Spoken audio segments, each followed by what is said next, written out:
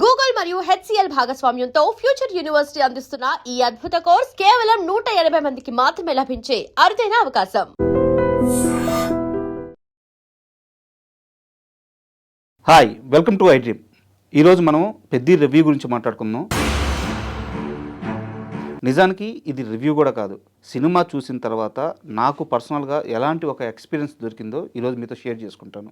So ఈ ప్రపంచంలో జరిగిన అన్ని యుద్ధాలు ఒక గుర్తింపు కోసం జరిగినాయి. ఇది నాది, ఇది నా ఆత్మగౌరవం, ఇది నాకు చెందింది. సో ఇలాంటి ఒక ఆత్మగౌరవం కోసం చేసే యుద్ధాలు అవన్నీ కూడా గుర్తింపు, ఇది నేను అని చెప్పుకోవడానికి. అలాంటి ఒక గుర్తింపు 450 గడపలో నాకు ఊరికి అవసరమైతే, 1800 మంది ప్రజలకు అవసరమైతే, వారందరి కోసం ఒక్కడు ముందడుగేస్తే ఆటని అస్త్రంగా చేసుకొని ఆ ఊరి సమస్యను తన భుజాల మీద తీసుకొని ఆ ఒక్కడు ప్రాణాలను ఫలంగా పెట్టి పోరాడితే ఇంతకంటే కథ ఏముంటుంది? ఇంతకన్నా కమర్షియల్ లైనే ఉంటుంది. సో ఒక కథ చెప్పాలంటే సున్నితమైన మనసు కావాలి, సున్నితమైన కథను చెప్పాలంటే ఇంకా భావోద్వేగాలు ఉండే మనిషి కావాలి. బుచ్చి రూట్ లెవెల్ మనిషి. అంటే ఈరోజు మనం చూస్తున్న స్టార్ డైరెక్టర్లు అందరూ వేరు, బుచ్చిబాబు వేరు. బుచ్చిబాబు ఆ గ్రౌండ్ లెవెల్లో ఉంటాడు. అంటే ఆ రియాలిటీ అర్థం చేసుకున్న మనిషి. అలాంటి ఒక మనిషి నుంచి వచ్చిన సిన్సియర్ ప్రయత్నం పెద్ది. ఇక్కడ నేను పెద్ది సినిమాని కావాలని మోయడానికో లేదా కావాలని పాజిటివ్ రివ్యూ ఇవ్వడానికో ఇలాంటి మాటలు మాట్లాడట్లేదు. అంటే ఒక పుష్ప, ఒక దేవర, ఇలా మనకి పాన్ ఇండియా సినిమాలు ఎక్కువైపోయినాయి. నిజమే, స్టార్ హీరోల ఎలివేషన్స్ అవన్నీ ఆడియన్స్కి కానీ ఫ్యాన్స్కి కానీ కిక్కిస్తాయి. కానీ అనగనగా ఒక రాజు, ఆ రాజుకి 7 కొడుకులు, ఇలాంటి నార్మల్ స్టోరీ, హ్యూమన్ ఎమోషన్కి సంబంధించిన స్టోరీ, పేదరాశి పెద్దమ్మ కథ. సో ఇలాంటి ఒక ఊరి కథలు ఉంటాయి, ఒక మనిషి కథలు ఉంటాయి, మట్టివాసన కథలు ఉంటాయి. అలాంటి కథలని చిన్న చిన్న హీరోలు చేయడం వేరు, ఒక స్టార్ హీరో చేయడం వేరు. రామ్ చరణ్ కెరీర్లో అందరూ రంగస్థలం చెప్తారు, ధృవ చెప్తారు, మగధీరా చెప్తారు. ఓకే, అవన్నీ సూపర్ హిట్ అయిన సినిమాలు. సో ఈరోజు పెద్ద రిజల్ట్ ఎలా ఉండబోతుందో నాకు అనవసరం. అండ్ మోర్ ఓవర్ ఇంకోటి ఏంటంటే నాకు అంత శక్తి కూడా లేదు కమర్షియల్గా ఒక సినిమా ఎంత రీచ్ అవుద్ది అనేది. నేను చెప్పేది ఏంటంటే కంటెంట్ పరంగా చూసుకున్నప్పుడు అంత సింపుల్ లైన్తో. సో పాన్ ఇండియా సినిమాలంటే ప్రపంచ కథ చెప్పాల్సిన అవసరం లేదు, దేశం కథ చెప్పాల్సిన అవసరం లేదు, మన ఇంటి కథ కూడా చెప్పుకోవచ్చు. పాన్ ఇండియా అంటే మన ఊరి కథ చెప్పచ్చు, మన పక్కన స్నేహితుడి కథ చెప్పచ్చు, మన అమ్మ కథ చెప్పచ్చు. సో పాన్ ఇండియా అనగానే వేరే పెద్ద గ్రాండియర్ లెవెల్లో కథ ఉండాలి, హీరో ప్రపంచాన్ని మోయాలి, దేశాన్ని మోయాలి, అవసరం లేదు. అది చెప్పిన మనిషి బుచ్చిబాబు. సో అందుకని నాకు పెద్ది నచ్చింది. నిజమే, పెద్దిలో కొన్ని సమస్యలు ఉన్నాయి. అవి కొంత కంటెంట్ ఫ్యాన్స్కి నచ్చదు.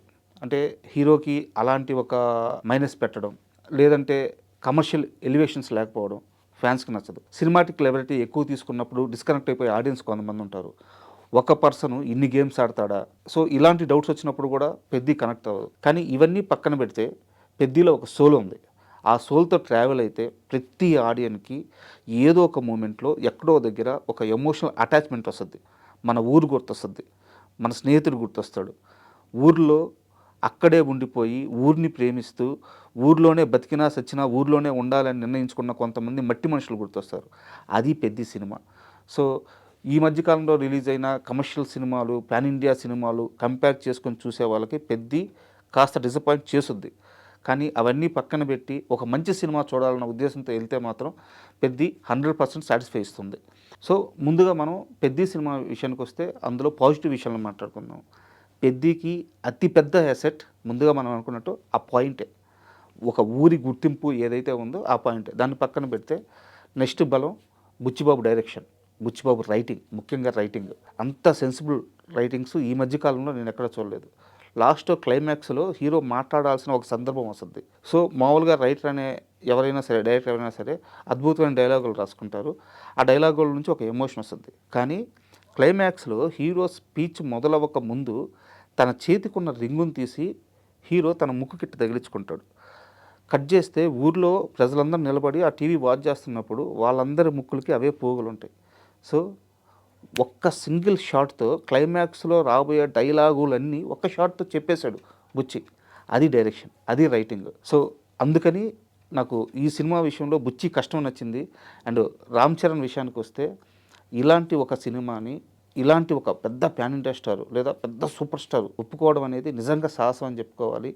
చరణ్ తప్ప ఈ ప్రయత్నం ఇంకో హీరో చేయలేరు, చేయకపోవచ్చు కూడా. బట్ దీన్ని ఆడియన్స్ ఎలా రిసీవ్ చేసుకుంటారనేది వాళ్ళ ఫ్యాన్స్ ఎమోషన్స్ మీద డిపెండ్ అయి ఉంటాయి. అయితే ఈ విషయంలో మాత్రం రామ్ చరణ్కి ఖచ్చితంగా హ్యాట్సప్ చెప్పాల్సిందే. అండ్ పెద్దికి మరో అతిపెద్ద ప్లస్ వచ్చేసి జగత్ బాబు క్యారెక్టర్ అప్పల్ సూరి. అంటే జగత్ బాబు చాలా గొప్ప నటుడు, చాలా పెద్ద సినిమాలు చేస్తున్నారు, చాలా పెద్ద హిట్స్ ఉన్నాయి. ఇవన్నీ పక్కన పెడితే జగత్ బాబు గారు అనగానే చాలామందికి అంతఃపురం సినిమాలో క్లైమాక్స్ సీన్ గుర్తొస్తుంది. తన ప్రాణాలు పోతా ఉన్నా సరే ఆ సిగరెట్ తాగుతూ డబ్బులను చూసుకుంటూ ఆయన చేసిన ఆ నటన అంతఃపురం అంటే కొన్ని తరాల పాటు మిగిలిపోయేది కృష్ణవంశీ గారి సినిమా. దాని తర్వాత పెద్దిలో జగపతి బాబు గారు చేసిన యాక్టింగ్ పర్టికులర్గా ఒక సీన్లో, ఆ సీన్లో రత్నవేలు గారి అద్భుతమైన కెమెరా వర్క్ కనిపిస్తుంది, రామ్ చరణ్ యాక్టింగ్ కనిపిస్తుంది, బుచ్చి డైరెక్షన్ కనిపిస్తుంది. అందరినీ తినేశాడు జగపతి బాబు గారు. ఆ ఒక్క సీన్లో మాత్రం జగత్ బాబు మాత్రమే కనిపించారు. ఇంకా చెప్పాలంటే అప్పల్ సూరి మాత్రమే కనిపించాడు. అది ఒక సీనియర్ యాక్టర్ క్యారెక్టర్లో ఇన్వాల్వ్ అయితే వచ్చే అద్భుతమైన అవుట్పుట్. నిజంగా హ్యాట్సప్ జగత్ బాబు గారికి.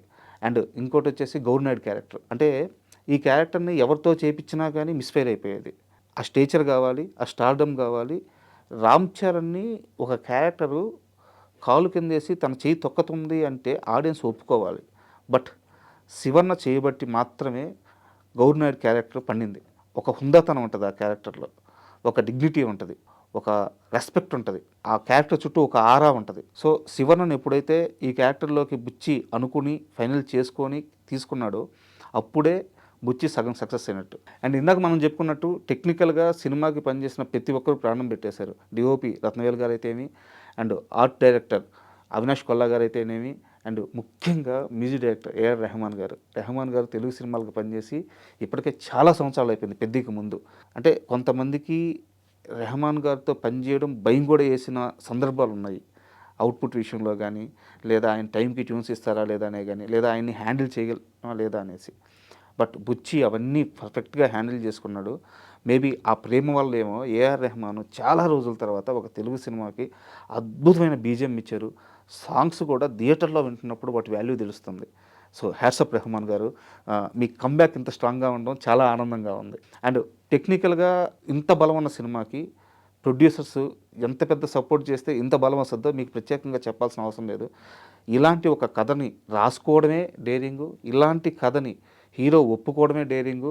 వీటన్నిటికంటే కూడా ఇలాంటి ఒక కథని తమ భుజాల మీద వేసుకొని వందల కోట్ల రూపాయలు ఖర్చు పెట్టిన నిర్మాతలకి నిజంగా హ్యాట్సాప్. అండ్ ఇప్పుడు దాకా మనం పెద్ద పాజిటివ్స్ మాట్లాడుకుందాం. అండ్ పెద్ద నెగిటివ్ విషయానికి వస్తే నాకు ముఖ్యంగా అతిపెద్ద మైనస్ అనిపించింది సినిమా లెంత్ విషయంలో బుచ్చిబాబు అంటే ఎక్కువ సీన్స్ పడితే, ఎక్కువ డైలాగ్స్ పడితే ఎమోషన్ క్యారీ అవుద్దని నమ్మారు. అది ఆయన విజను.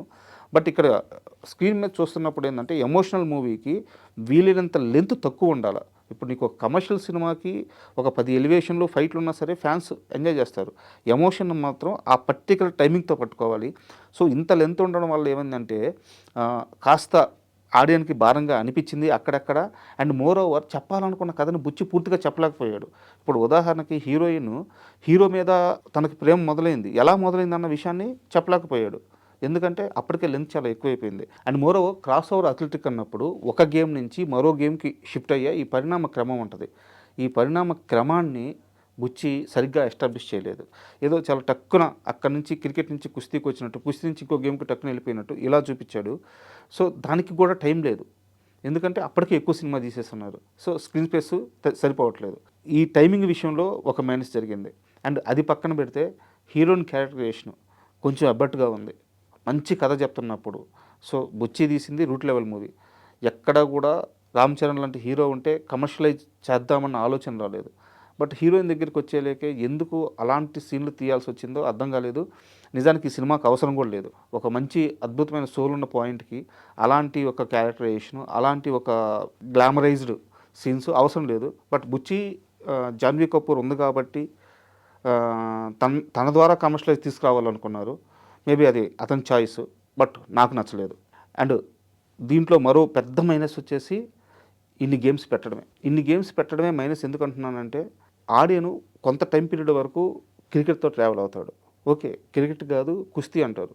కుస్తీ కోసం రామ్ చరణ్ గారు పడ్డ కష్టం, ఆ బాడీ బిల్డప్, ఆ బాడీ బిల్డింగ్, ఆ షార్ట్స్ మొత్తం ఆ ర్యాండ్ రస్టిక్గా చూపించిన విధానం అద్భుతంగా ఉంది. ఆడిన ఆ కుస్తీ ఎపిసోడ్తో ఆ సీక్వెన్స్తో ట్రావెల్ అవుతూ పోతుంటాడు. ఆల్ ఆఫ్ సడన్గా దానికి ఒక నెగిటివ్ ఎండింగ్ ఇచ్చి ఇక్కడ నుంచి మరో గేము మేము షిఫ్ట్ అవుతున్నాం, మీరు కూడా షిఫ్ట్ అవుతుందని ఆడియన్స్కి చెప్తే అది అంత కరెక్ట్గా అనిపించలేదు. సో ఇన్ని గేమ్స్ లేకుండా ఉంటే బాగుండేది అనిపించింది. అండ్ ఇప్పుడు ఇంకాస్త ఓపెన్గా మాట్లాడుకుందాం. నిజానికి పెద్ద కథ మిగతా ఏ స్టార్ హీరోలు చేయరు. ఎన్టీఆర్ కానీ, ప్రభాస్ కానీ, అల్లు అర్జున్ కానీ వీళ్ళెవరూ పెద్ద కథ ఒప్పుకుంటారు అని నేను అనుకోవట్లేదు. ఈవెన్ మహేష్ బాబు కానీ. సో రామ్ చరణ్ ఒప్పుకోవడానికి ఒక బలమైన కారణం ఉంది.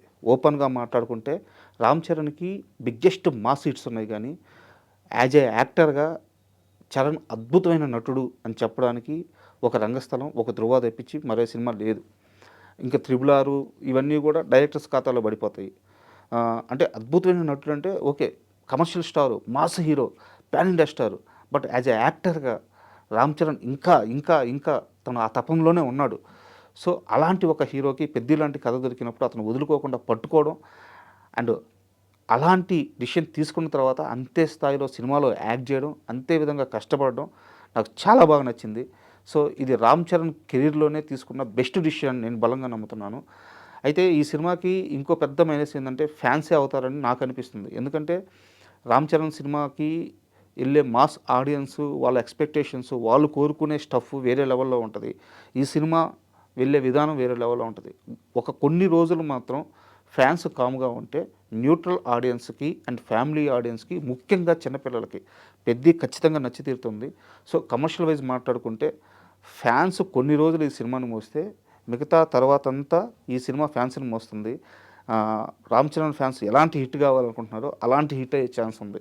సో ముందుగా ఈ కథ రాసుకున్న బుచ్చికి, ఈ కథను ఒప్పుకున్న రామ్ చరణ్కి, ఈ కథను సినిమా తీసిన నిర్మాతలకి అండ్ బుచ్చి విజన్కి అండగా నిలిచిన టెక్నీషియన్స్కి, వీళ్ళందరికీ కూడా నా ప్రత్యేక కృతజ్ఞతలను ఎందుకు చెప్తున్నానంటే ఇలాంటి ఒక కథ చాలా అవసరం. మన పిల్లలకి చూపించాలి, మన ఊరు గురించి తెలియజేయాలి, ఊర్లో ఉండే మనుషుల గురించి చెప్పాలి, ఆ ఎమోషన్ని వాళ్ళలో ఇంజెక్ట్ చేయాలి. ఈ ప్రయత్నం చేసిన మూవీ యూనిట్ మొత్తం నిజంగా నా కృతజ్ఞతలు.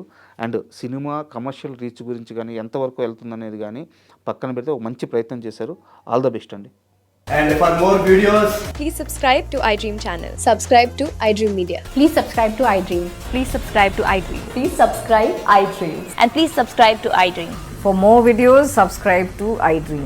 please like, share and subscribe to the channel. Congratulations, iDream. Subscribe to iDream. Subscribe to iDream. So subscribe to iDream Media. iDream ki iDream team andarki huge congratulations. Please subscribe iDream Media. Please subscribe to iDream. Subscribe iDream. Please subscribe to iDream. iDream అంటే నా కళల ఛానల్ను subscribe చేసుకున్న నోరు తిరుగుతలేదు, మీరైతే గంట గుర్తు కొట్టండి. For more such videos, please subscribe to iDream. Subscribe to iDream. Please subscribe to iDream. Please subscribe iDream Media. Please do subscribe to iDream. Please subscribe to iDream Media. For best entertainment and information, please subscribe iDream. And don't forget to subscribe to iDream.